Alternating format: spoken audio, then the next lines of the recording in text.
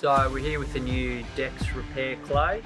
So it can be used on tiles, floors, statues, benchtops, roof tiles.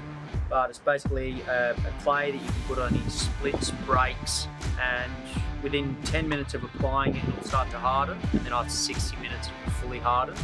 And then after 24 hours, it'll be fully cured, which is when it's got its maximum strength.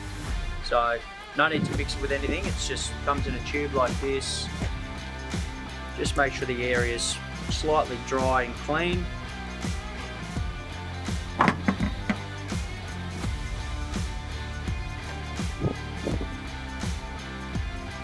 Fill in the hole, and then afterwards it can be sanded, chiseled, anything like that to smooth it out.